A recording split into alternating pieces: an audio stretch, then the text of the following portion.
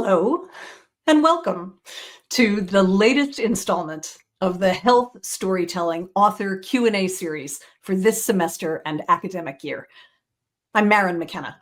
I'm a journalist and author and senior fellow in the Center for the Study of Human Health at Emory University.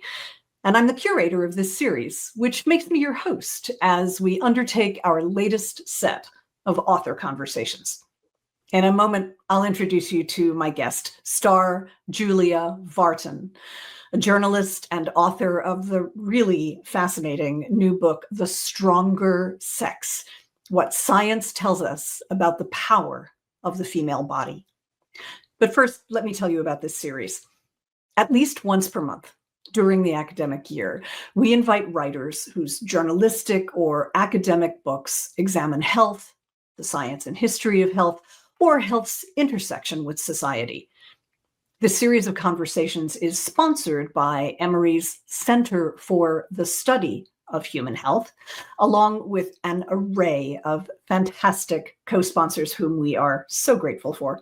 This autumn, those are the Georgia Center for the Book, which is a local affiliate of the Library of Congress that stages very frequent public conversations with authors, illustrators, poets, and others to bring the news of new books to the public. And Emory's Center for Public Scholarship and Engagement, which creates opportunities for faculty, staff, and students to share ideas with local and global audiences. And Ideas Festival Emory, which launched a year ago on Emory's Oxford campus and returns this month with an amazing lineup of speakers. So let me tell you who else appears in this series this fall, which is live streamed on YouTube, LinkedIn, Facebook, and Instagram, and archived on YouTube, and has been for a full 5 years of conversations. The authors appearing this semester are tonight, Starre Vartan, with The Stronger Sex, which was published in July by Seal Press at Hachette Books. Last month, we heard from Jenny Erin Smith with Valley of Forgetting: Alzheimer's Families and the Search for a Cure, which was published in April by Riverhead. And next month, I'll talk to Iram Alam with The Care of Foreigners: How Immigrant Physicians Changed U.S. Healthcare, which was just published by Johns Hopkins University Press. One final note, this is a live event, and you can interact with us. We encourage you to do that. If you want to ask a question, please comment on any of the platforms where you are watching us, and our producer, Stefan Kaplan of Spin It Social, will make sure we see what you said. Do note that I'll turn to your questions in the second half of this hour-long live stream, but you can put your comments in at any time and we will catch up to them. Now, let's turn to our book and guest. Starre Vartan is a science journalist and investigative reporter who earned 2 bachelor's degrees in geology and in English, and a Master's of Fine Arts in nonfiction at Columbia University. Her journalism has been widely published: National Geographic, Scientific American, The Washington Post, New Scientist, many other publications. She's also an essayist and writer of short fiction.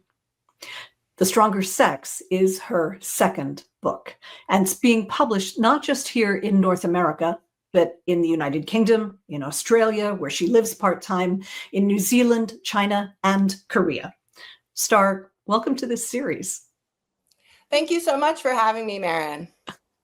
So I always start by asking authors to introduce themselves to the watching, listening audience and kind of describing what their path was to the book that we're going to be exploring. So tell us about you, about your career to this point that brought you to write this. I've had a very non-traditional, not straightforward career. I started my career as a scientist. I was a hydrologist in Connecticut and went through hazmat training and the whole nine, and really expected that to be the work that I would do and got really interested very quickly in environmental reporting, and wrote some feature articles for a local alt weekly back when we had such papers that were printed on newspaper stock, and then took a turn in the mid 2000s when the internet and blogging got really exciting. And I saw that as just such a fun opportunity, and sort of hadn't seen a place for blogging about women's specific issues. So that was of early interest to me because I was raised by my grandmother, kind of a single parent. I did get a lot of support from my dad, but he was actually here in Australia. And my grandmother taught me a lot about growing up and being a strong woman.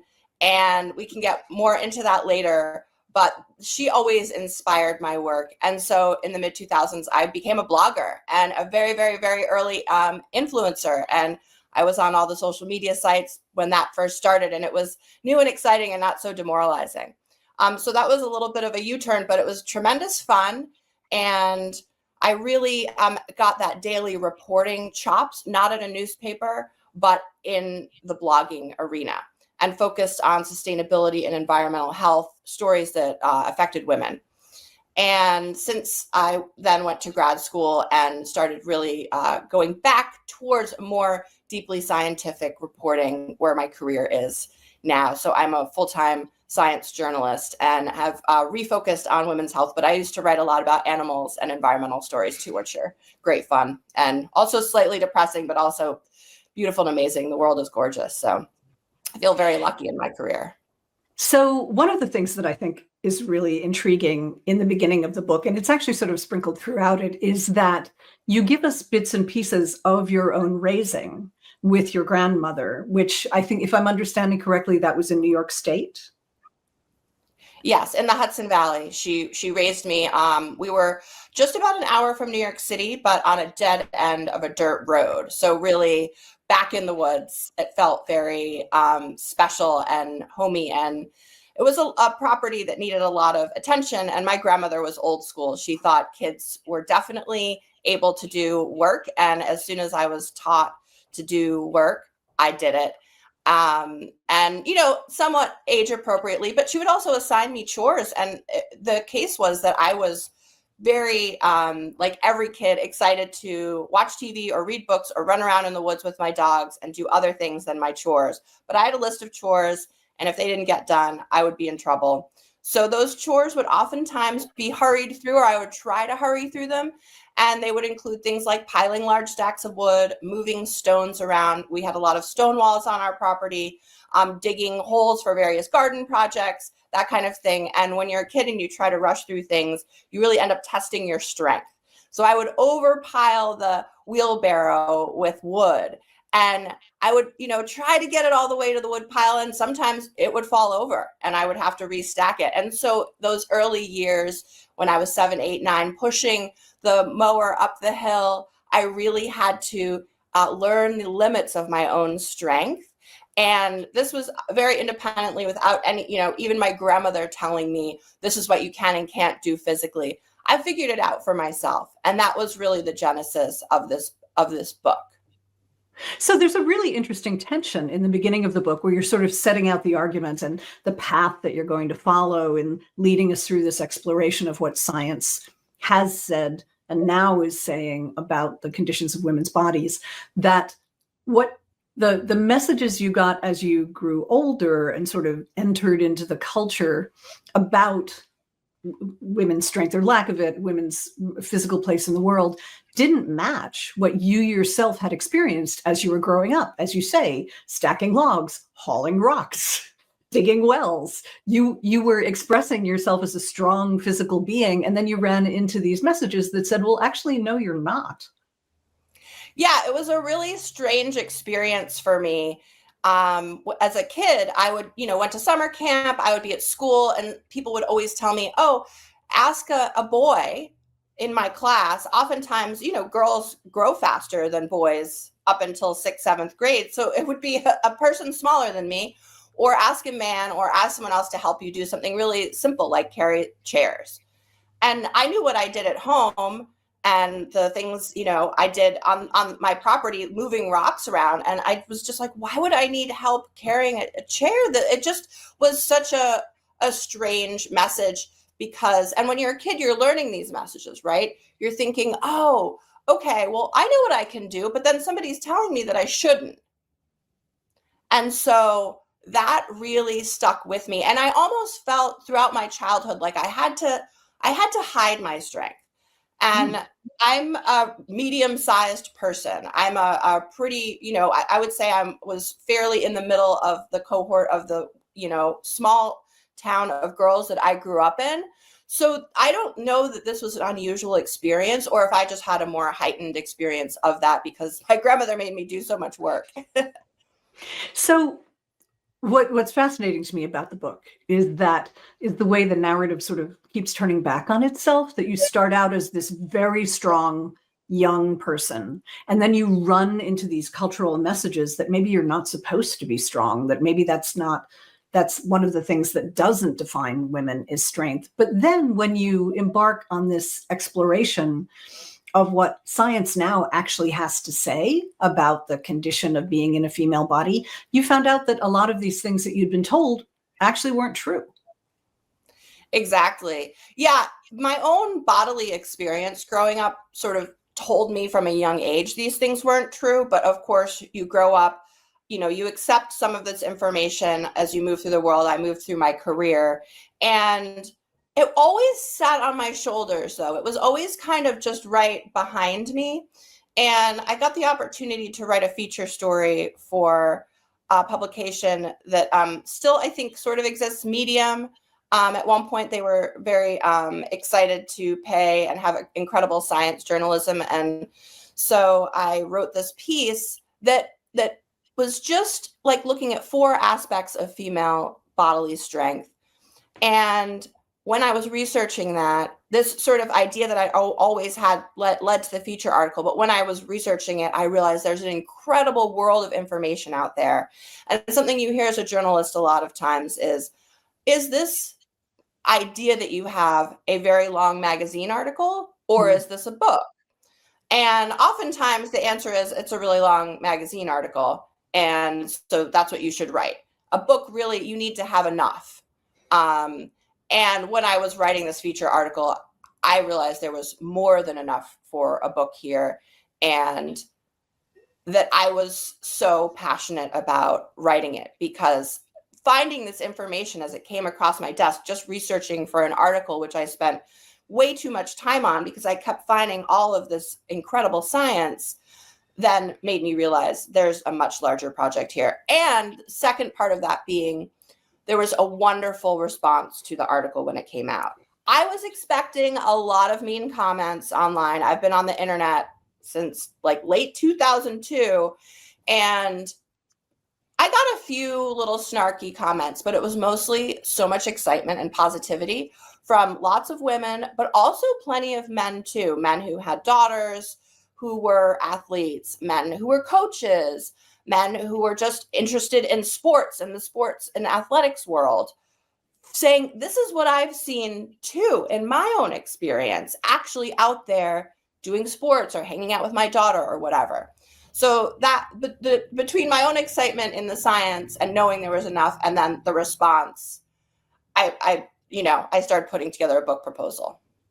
So let's talk about some of that science. It was really interesting to me to read that the emerging science of differences between male and female bodies, we'll get to the sex and gender distinction in a minute, is that they are in fact different, as multiple people have said at this point in the scientific literature. We should not just consider that women are small men, that they have differences.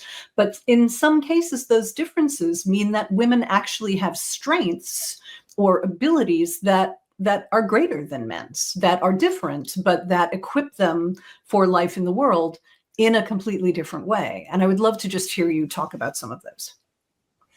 Yeah. So the thesis for the book really is that men have defined what strength is based on what their bodies tend to do well. and, important caveat here, we're talking population scale differences, not individual differences. So we all know men who are really good at some of the things that I'm going to talk about as generally more female strengths, and vice versa, women who have tremendous upper body strength, etc. But over populations, men tend to have wonderful explosive strength, being able to lift that heavy weight a few times above their head, or sprint a fast, mile or half mile. These are wonderful strengths, and this is not to take anything away from those. However, those are not the only strengths of the human body. And right now, the way we've defined, and the way the patriarchal history in science, and also science history, has defined what strength is based on what those bodies tend to do best. There are so many strengths that I couldn't actually even encompass all of them in this book, but I highlighted the ones that I thought were the most interesting. And they include, of course, longevity, which we all know women live longer than men all around the world. Women outsurvive men through diseases and famines and stressful situations. They also outsurvive men in every stage of life, even considering women go through childbearing, pregnancy, etc., which, depending on the time and place, can be extremely physically risky. Even when you look at babies, little baby girls in the NICU, the neonatal intensive care units, are known to outsurvive those baby boys. And that makes sense if you think about, some kind of evolutionary advantage to having more females than males. So that's an obvious one. The roots of where that longevity comes from are really interesting. Do we have some cultural impacts to that? Of course. Men tend to do riskier jobs. It's worth mentioning they usually keep women out of those risky jobs, even if women want to do them. But they do have a higher proportion of those risky jobs. They also choose riskier behaviors. They tend to do things like ride motorcycles and drink and smoke and do drugs more often. So there are cultural impacts as to why women live longer, but there's a lot of deep physical strengths as to why women live longer as well. So getting into sort of the non-sporty side of the book, there are deep immune differences.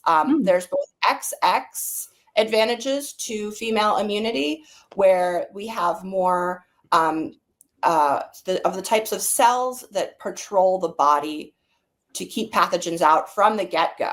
So these are your basic defenders of the body, all the way up to the types of cells that remember past infections and are able to fight them off more effectively. So actually, in most cases, vaccines are more effective in female bodies because of those memory B cells that will remember past infections, remember that vaccination, and then be able to protect the body going forward. So there's also hormonal aspects to women's immunity strength. And so estrogen is just an amazing, powerful hormone. And so during the time that women are experiencing that estrogen from menarche to menopause, there's another additional boost in immunity as well. And we see this in all kinds of tests across the lifespan, especially in that period. Women outlive men, and immunity-wise outperform them at all stages of life, but especially in that reproductive zone.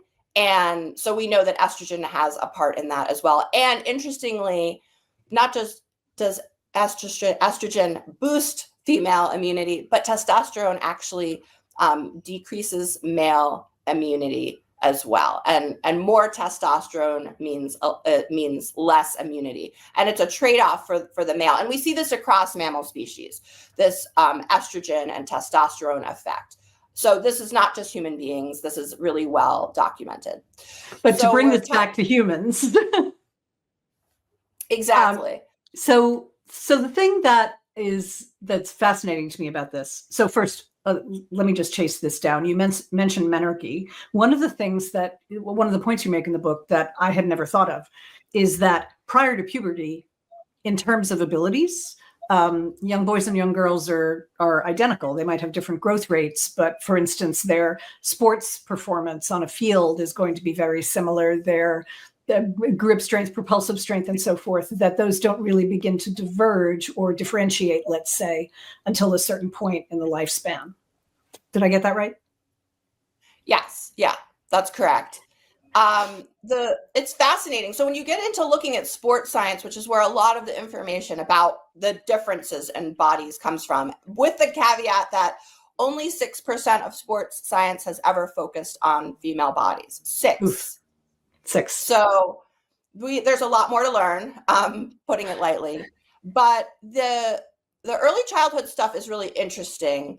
We do see differences in ability between little boys and little girls in terms of throwing and skipping and precision and balance and all of those kinds of things. So if you're thinking, well, I look around at kids and I see the little boys better at throwing balls, yep, that's because that's a cultural expectation and training and something they've watched maybe on television or on their screens. That comes not from a physical difference in a little girl or a little boy's body, but in our cultural expectations for them. And so, of course, there are going to be these differences. Whatever you're raised as a kid doing actually affects your body for the rest of your life. So I was, as a very young child, doing all of these very challenging, basically weightlifting exercises and strength training. And so that's now a strength that my body will have for the rest of my life. Same thing is true for any kid. So if you have a 4 or 3-year-old starting to throw a ball, that person is going to, as their body develops, their body will develop being able to throw that ball, and they'll be better at throwing a ball for the rest of their life.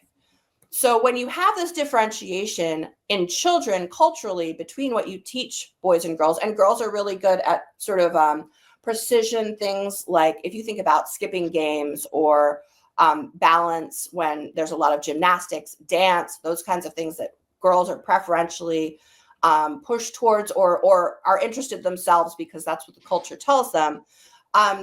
Those are going to be skills that they're then going to explore and enjoy more for the rest of their lives. That's really important. And now I'll just reiterate what you said. There is physically no difference between children other than small, differences between individual kids until they get to puberty. And then we see some changes that are brought on by hormones. So the thing that is so interesting in what you're saying, and really kind of sad, is that you're setting out a case in which many of the differences between the differences that we perceive between men and women are dictated more by culture than they are actually by biology. And the culture is self-reinforcing, so that if a girl is not encouraged to throw a ball, for instance, or not encouraged to lift heavy weights, because that as you just said, that sets the body up for the lifetime amount of weight that it has lifted, that we're depriving them in a sort of negative reinforcement loop of ever gaining some of the abilities that they otherwise biologically are entitled to. Yeah, and the proof of this is that we see that there are so many female athletes at the very highest levels who did have that very early impact in training. And nobody was planning this at the time. This is sort of post facto information that the exercise scientists see. Oh, why do so many of the major female soccer stars grew up playing with their older brothers or their older sisters or their older sister, their fathers, people who are really pushing them in a way that maybe a group of young little girl female players wouldn't be, or starting much earlier than other female players would have started. There's a terrible lateness of starting with female athletes, with young girls. Sometimes they don't start until right when they're in puberty or after puberty. Mm-hmm. And the boys' soccer camps and training camps for sports will start right before puberty. And training through that time of going through puberty when your body is changing and you're building those muscles and you're building those bones is incredibly important when you're talking about being the best in the world at a specific sport. Not necessarily, you can start exercising anytime during any kind of stuff you like if you're more of an amateur, but we're talking about some of the best in the world. How do you get there? You start as a kid and you start doing stuff that may be considered too hard for you. So it's a theme throughout the book that I really found kind of sad, that that women don't know what we're capable of, both because of these cultural messages that women are, and as your title rebukes, women are the weaker sex, and your title, of course, is that women are the stronger sex. But that self-reinforcing loop prevents women from going to the limits of their physical capabilities and never really understanding what they are truly capable of. And that just seems like that's it's a debt that can never be paid back. Yeah, it's definitely incredibly sobering. And I think the hopefulness is kind of realizing that.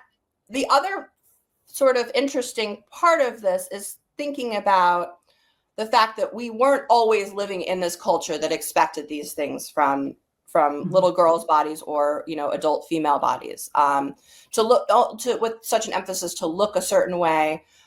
Even athletes feel a lot of pressure to look like a runner as opposed to whatever size or shape their body might be to perform the best. We see a lot of that coming up and being discussed recently. So I'm glad to see that conversation happening. But there's a deficit that occurs when you grow up in a culture that discourages basically, half or more of the different types of strength that you could possibly develop as an adult. And it is hard to ever get that back. And, doing some really great research and understanding better how hormones and all these things really work in female bodies and being able to train to those is going to help tremendously. But also changing the culture for children will generate stronger female bodies in the future. What I meant by mentioning that we haven't always been like this is that we can look back at the fossil record and see that female bodies were able to achieve levels of strength in the past with the same DNA, the same, Homo sapiens sapiens, the same human beings that we are now. We in the past were stronger. If you, again, grow up doing certain types of activities, like, for example, in the Bronze Age, bones have been found and looked at by biological anthropologists, and you can look at the bones and see how much muscle was on that bones from the attachments that are left behind on those bones in the fossil record. And one fascinating study found that, a regular woman in this Bronze Age community was about 15% stronger, had stronger upper body strength than a college rower would today. And those are the people, you think, okay, a female rower, that's kind of your like max upper body strength, unless you're a weightlifter per se. For, a regular, kind of more a regular woman, not someone who is super specialized, because these were regular women in this Bronze Age community. And just thinking about the fact that this community was really into grinding grain. So they were like handling large rocks and grinding all day. And that started when you were quite young. These bodies were trained their whole lives to do this work. So that's just one example. There's many of how in the past we had different bodies as adult women because we started and lived our lives differently. So what we're experiencing now is also temporary. So I want to remind everyone that is watching or listening that you can leave comments for us. As you can see, we've already popped some comments from people who are watching up on the screen, and we would love to hear from more of you. Just put them in the comment box or do a reply wherever it is that you're watching, and we will see them and we will lob them up. So thanks everyone for watching and commenting already. I think the thing that, to queue up a comment that someone else has made, because I think this is the point at which we need to talk about this. I'd like to hear you talk a bit about the range of interviewing that you did for the book and how you brought underrepresented voices into this discussion, because there's several points within the book where you talk about the experiences of, as much as women generally are under-researched, that the different experiences of Black women and white women, for instance, and you have a lovely discussion of where the trans and non-binary community appear in this emerging science. And I would love to hear you discuss either of those. Yeah, so I've had two very close trans friends over the course of my lifetime, and one that was more transitory. And I don't know, but that I have always, before there was ever a conversation that was so fraught and difficult in the world about trans identity, I've known trans people and considered them friends. And so for me, including them in this book was really important because I was very concerned it not be used by people who want to push an agenda. You may know it as TERFs, but excluding trans people from conversations about women's bodies and female bodies.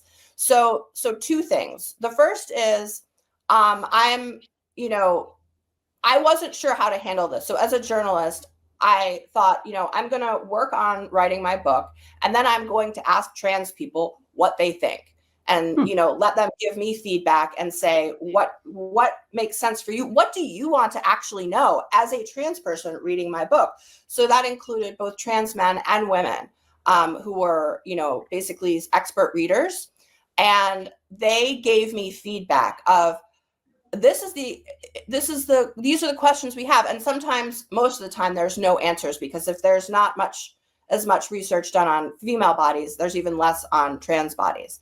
But there is some, and what we learn from trans bodies, especially when you're talking about understanding hormones better, which we're just really, I feel like the next 20, 30 years is going to be like the hormone era of understanding hormones in everyone's bodies and how important they are for all different endocrine function and aging and all the things health-wise. Trans bodies can really tell scientists a lot of information about what those hormones really do and how changing hormones can affect the body and in what ways. So this is a tremendous opportunity. And the trans people who were involved in this project were also excited about that. So that's something just to mention as an exciting and positive thing. So they also said, where they flagged places like, how can I understand this better as a trans person, right? As a person who started out life with a female body or a male body and now is using these hormones, or has removed their breasts or whatever. And so in places where I answered those questions, and I asked the researchers those questions. And then in places where we don't know, I say, we don't know yet. And so I hope that was and ended up being useful to anybody who reads this book, because that's the point. I hope, even, in the non-trans or non-binary or the binary community, people who consider themselves, I'm just a guy, I'm just a girl, that they will all be interested in reading this book, especially, guys too. So, making it inclusive includes everyone. And, hopefully, because I feel like we live in a culture where women understand so much more about male bodies and caring for them, something I've experienced in my life and among my friends, and men don't necessarily have the opposite. I think that's really changing. We've seen some great, I've seen some great online projects around that. But so I hope that, men will also be interested in reading a book about female bodies. That brings me to the last point, which is talking about female bodies versus women, right? We know there's a difference between gender and sex. Right now, in science, that verbiage is changing as scientists sort of acknowledge. But when you're talking about a book the size of this, where I'm looking at a lot of historic information, I oftentimes will use women and men because that's what the scientists at the time used, right? So if they were writing about, eggs in the female body from the 80s and 90s and even, early 2000s, they're still using women and men. That's who came into their lab. They're describing them that way. I have to describe them in that way. Where I used female bodies versus male bodies and then intersex bodies because that's more accurate scientifically.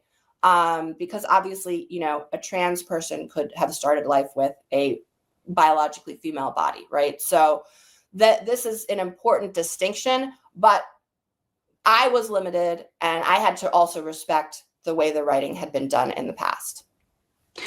So when we were talking about kids and their abilities a few minutes ago, we sort of went up to the point of puberty. And so now let's go to the far side of puberty, because I think, the historical definition or historical understanding of what constitutes a female is someone who menstruates and someone who can become pregnant.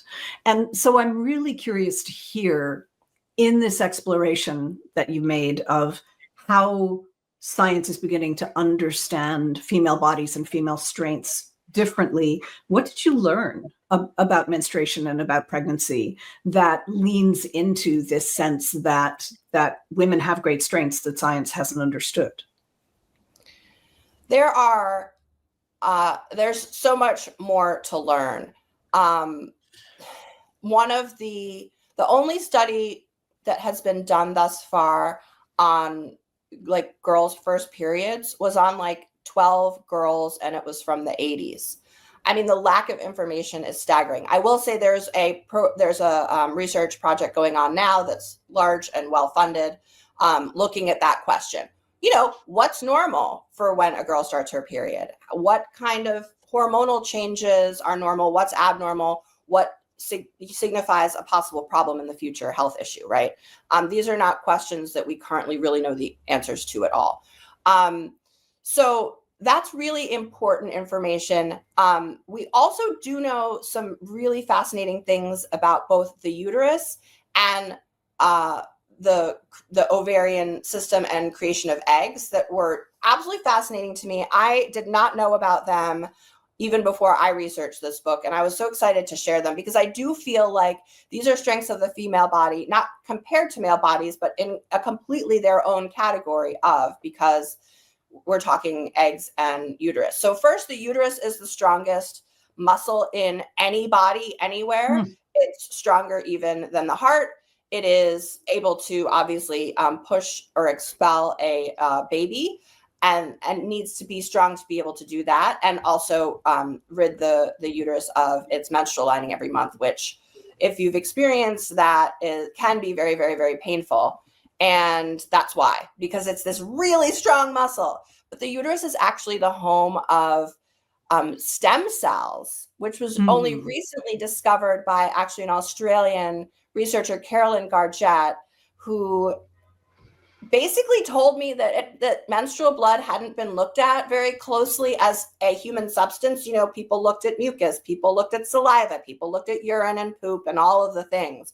But not much science had been done on menstrual blood because most of the scientists were male and they thought it was gross, which is really disturbing and upsetting because it turns out that there are stem cells, like the same cells that you take very difficult process to get from bone marrow or to get from fetus remains, which was very controversial, is in every person who menstruates blood every month on the early part of your period.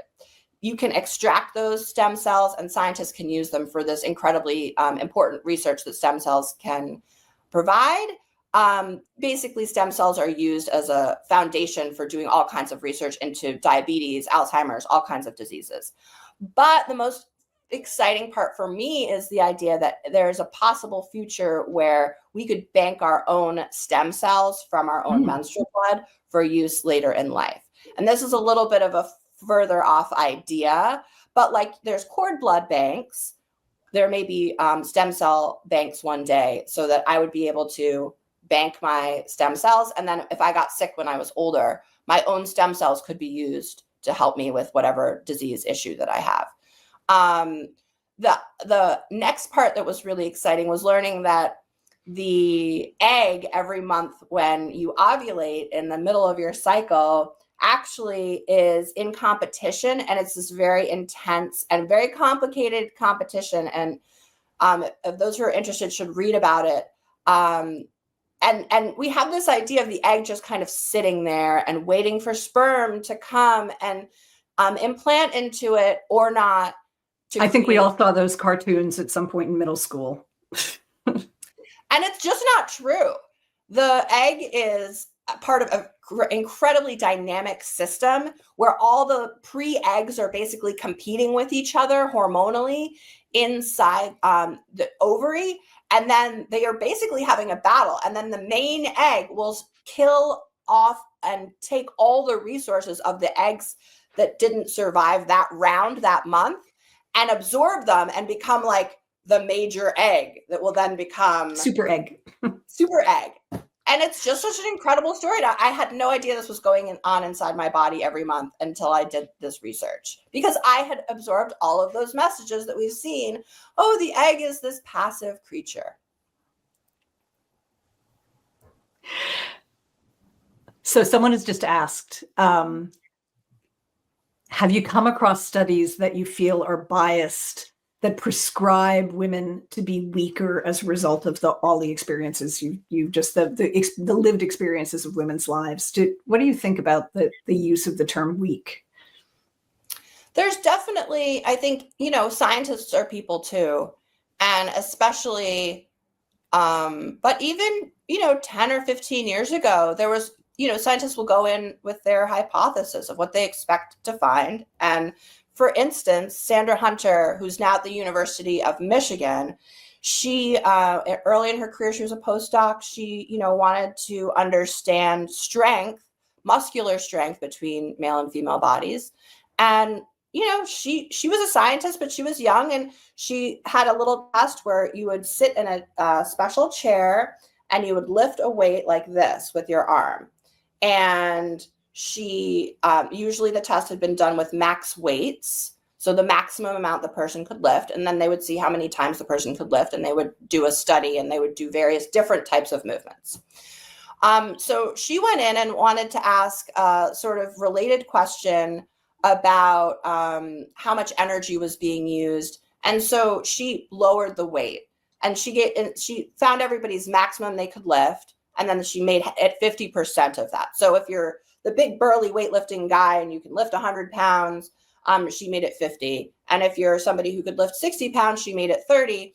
And she wanted to see how long the people could go and how much energy they used. And so this is a very simple experiment. And she went in with the expectation that she would find, that larger muscles use more energy or whatever. But what she found was something completely different. She found that the women actually were able to persist in lifting the weights much longer in almost every case. And the more muscular men would go for 10 minutes, maybe. The women could go for 30 minutes, 45 minutes. She even had one woman be able to lift 50% of her max for an hour, which really pointed Sandra Hunter's research to, well, why is this happening?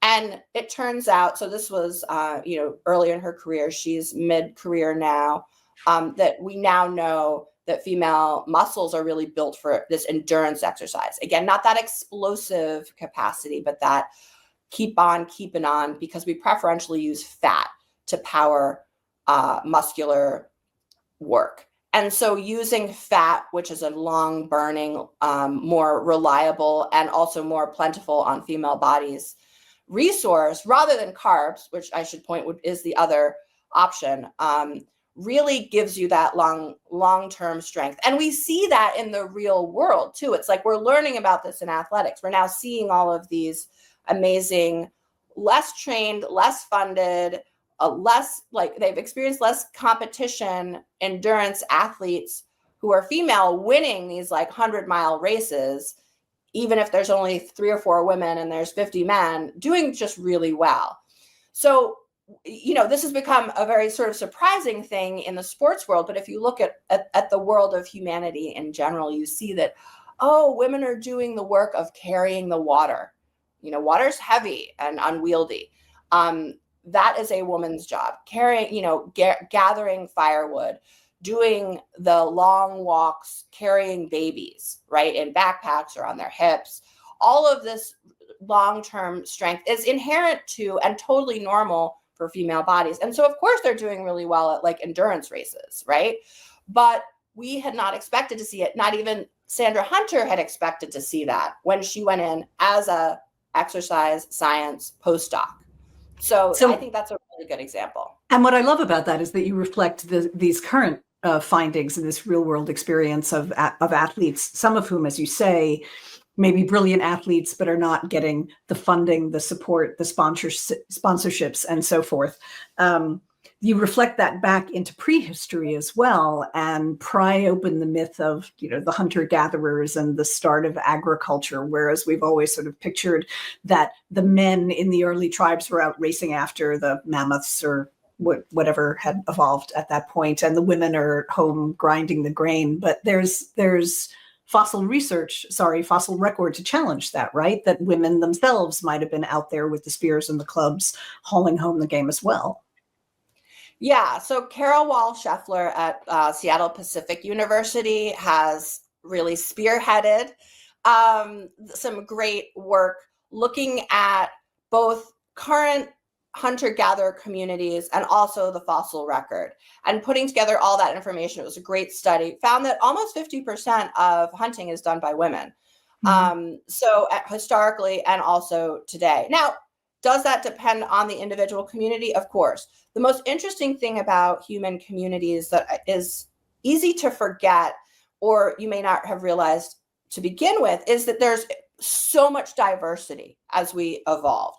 So every possible iteration of organizing a community has probably been done by human beings. And so, the past was very experimental. And so we see a huge diversity of remains, and there's so much more to find. And, we're going to get lots more answers to these questions. But we see women who were buried with hunting gear and were assumed to have been male bodies all these years because that was the assumption made by the person who found the body, right? In their culture, England or Germany or wherever, at that time, well, women did this and men did that, and that's all they knew. So they find a body and they assume, well, this body must be a male's. They come back later and do DNA testing, and they find that's a female body. And this has happened multiple times all over the world in various different conditions. So we have this fossil record that shows that there were lots of women hunters and celebrated women hunters.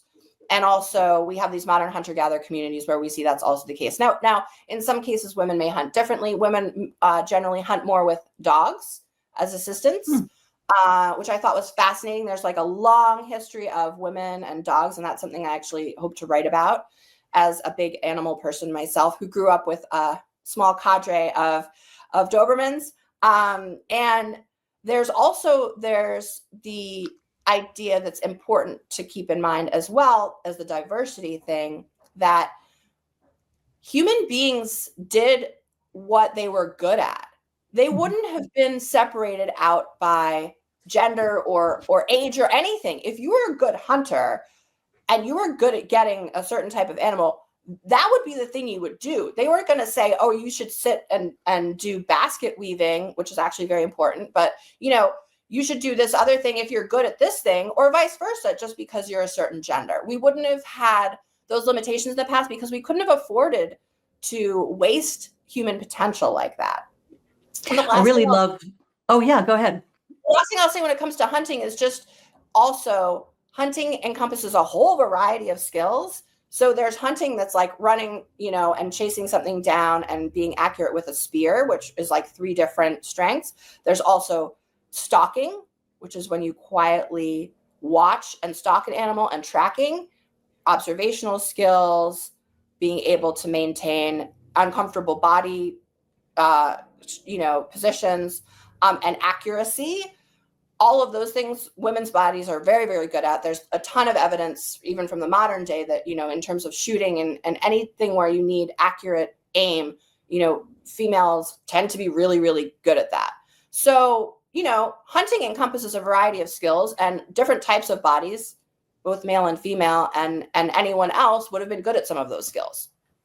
So I love talking about the fossil record. I love that toward the end of the book, you reclaim the myth of the Amazons, the tribe of female warriors from Greek and Central Asian mythology, and show that people are finding grave sites and doing the DNA analysis to prove that, in fact, all these people buried with very elaborate sets of weapons, people whose bodies show evidence of having been in battles and been wounded and recovered, that they were actually female, and that the Amazons are not a myth. I personally love that. That was another thing I didn't know until I read this. Of course, if you're an anthropologist, the anthropologists know this, but I'm not an anthropologist. So I was very excited to find that. And also to just see how these women were celebrated in their deaths, with these incredible tombs filled with, their war weapons. So we're talking, this is warrior stuff. So there's hunting, which we now know that women have done and still do.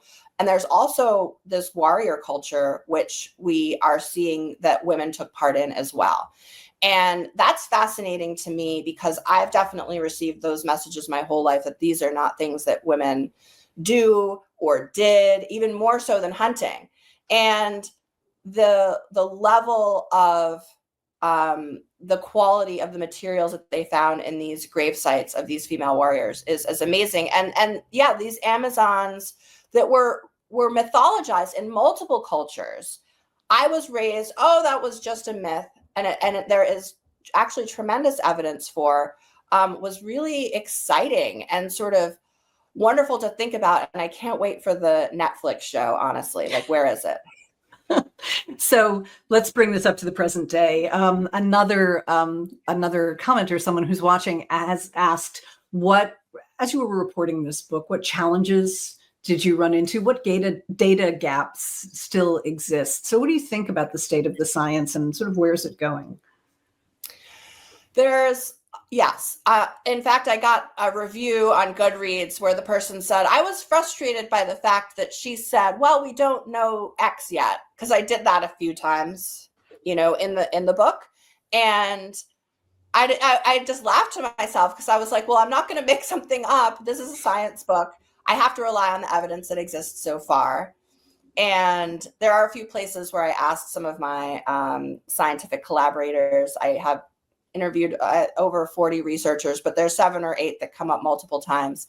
And so I asked those people who were so kind with their time, what do you think is the future? And I tried to, get past some of those humps, because we do have, and, there's been entire books written about the fact that we have such a lack of research into female bodies historically to today. And there's a lot of work being done to make up for that. And it's just going to take time. So there are gaps, and we have to acknowledge those. And in certain cases, we can't say what the truth is. The other problem, in addition to the gaps, is what we were talking about earlier, which is that we don't know what the capacity of bodies is if we grow up in a culture where those capacities are restrained and repressed. So, you can do umpteen studies on, female calf strength, but you're never going to have an even comparison to male calf strength if those girls didn't grow up in a culture where they were doing the same types of activities as the boys when they were growing up, or the same types of activities as adults. You see, we tend to segregate ourselves into, women are doing Pilates and yoga, and men are doing, more tend to do more sports and more weightlifting. Even now, I'm a weightlifter. I'm so happy to see, so many more women doing that, but it's still a heavily male dominated field, despite all the argument, all the articles and the books out there, which is wonderful. When you go to the gym and you are lifting the weights, it's still mostly guys. So I think that, you have the actual, because we're talking about bodies, you have your actual physical limitations that scientists face, which is like, I have to look at a scale of bodies here that grew up in the real world that we all did. And that's a limitation. And then the history, the long-term history, you have to go back in some cases, like Carolyn Duncombe at the University of Washington, she looks at immune system function, and she was sort of highlighted in my immunity chapter. She had to go back and do some basic science around hormones and immunity to answer one of her questions, because she's up here trying to answer this question about malaria and finding, cures for these diseases, and how different types of vaccines work in different in male and female bodies, which we mentioned earlier why that would be. But then she realized there wasn't the basic science, which is the early building blocks of understanding how those hormones worked, to answer, so that she could ask her question up here. So she had to go back and spend like a year of her time to answer this question first, which is very important for all the other researchers after her, of course, but she then got stalled. Then she went back and was able to answer the other question. But scientists encounter that kind of thing all the time when you're looking at sex difference in any type of health, because sometimes the information, all the history that you're basing your science on has been done on male bodies, and you're like, wait a minute, now I have to go back. So those are two of the challenges. I think there's a lot happening right now in terms of understanding how knowing more about female bodies help all bodies, like the stem cell example, right? So stem cells and the research that comes from them benefits everyone. But, we now have a greater supply of them because they're easily accessible from menstrual blood. So the more we know about female bodies, the more we'll be able to make better science for everyone. So you just mentioned that you're a weightlifter. This is going to be my last question. So to close us out, I love the anecdote toward the end of the book where you go to a bar on Okinawa and it's owned by an unthinkably old woman whom you take to be about 30 years younger than her actual age. And in Okinawa, a blue zone, there are a number of social conditions and things that people do personally that make them more likely to live a long time, and the women are living longer than men.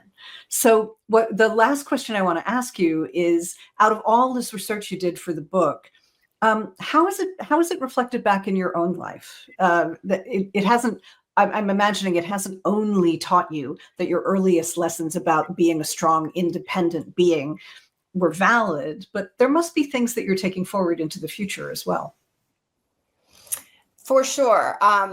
Definitely the strength training is a huge one, because it's so beneficial for hormones, for bones, for muscles, for just feeling really good and empowered. My aunt started weightlifting before me to deal with her osteoporosis, because you can grow bone at any age, which is wonderful, but you can grow bone more easily before you go through menopause. So I'm trying to get my bones as strong as possible, because osteoporosis does run in my family. So that's a huge one. But the thing that my aunt said that I found to be true as well is lifting weights just makes you feel like so good in the world, just walking around, like capable and able. And that's a wonderful feeling to achieve, especially in a culture that assumes that you can't pick up and move those two chairs without someone else's help, right? The other thing I would say is that I'm really focused on thinking about the long-term health. They call it health span. You've, I'm sure, heard of this, rather than just lifespan. Women's health span, which is the number of years that you're healthy and can enjoy life, is actually smaller than men's, even though women live longer, right? And I see this in my own family of the oldest generation, who didn't exercise, smoked and drank, and definitely had a fun time when they were younger, but really are living a very long time, but, dealing with multiple health issues. And some of that stuff is not avoidable and is genetics, right? But some of that is down to lifestyle. And so for what I'm looking at is trying to think about my health span. I want to have as many healthy years as I can as a person who enjoys being independent and running around the world. So I'm looking at, all of the things that go into that and the research behind that, not just living to be 95, but hopefully living to be at least 90 and feeling really good. And that is something that Kamiko taught me in Okinawa. They walk and move a lot, and historically we're carrying a lot of stuff, as women do, which is great for bones and muscles. And so she told me a lot about growing up. They'd actually lived through World War II. They're that old to meet people who lived through World War II. And the way they see the world is also very community oriented, and they spend a lot of time with their friends. Even though they're in a bar drinking alcohol, they didn't drink very much alcohol, I will say. It was very, very moderate. It was more about being there with friends. It was about singing songs that they knew from their youth. It was about telling jokes and being really silly. These 90-something-year-old women were extremely funny and silly with each other. They'd known each other forever. And that was so beautiful to see and be around. And that's something that I want to experience when I'm that age too. It's just such a lovely anecdote, and it's such a great place to end. Starre, thank you so much for this conversation. It was really fascinating. I think that our viewers and listeners really responded to it as well. I'm so grateful you came on. Thank you so much, Maryn. I appreciate it. So that's it for this installment of the Health Storytelling Author Q&A series. Please consider following Starre on social media. She has accounts on Instagram, LinkedIn, and Blue Sky, and please buy the book. It's available at her publisher, Seal Press, which is part of Hachette, an imprint of Hachette, at Amazon, of course. But we like to recommend the anti-Amazon bookshop.org. It's a platform that funnels orders to independent bookstores, and you can find the book there as well. Now, please join us next month on November 19th to hear from Aram Alam with The Care of Foreigners, How Immigrant Physicians Changed U.S. Healthcare, just published by Johns Hopkins University Press. And please visit our RSVP page to sign up in advance for that live stream. Until next time, I hope we see you then. I'm Maryn McKenna. On behalf of the Center for the Study of Human Health at Emory University, the Georgia Center for the Book, Emory's Center for Public Scholarship and Engagement, and Ideas Festival Emory, and from me, thank you for watching. See you next month.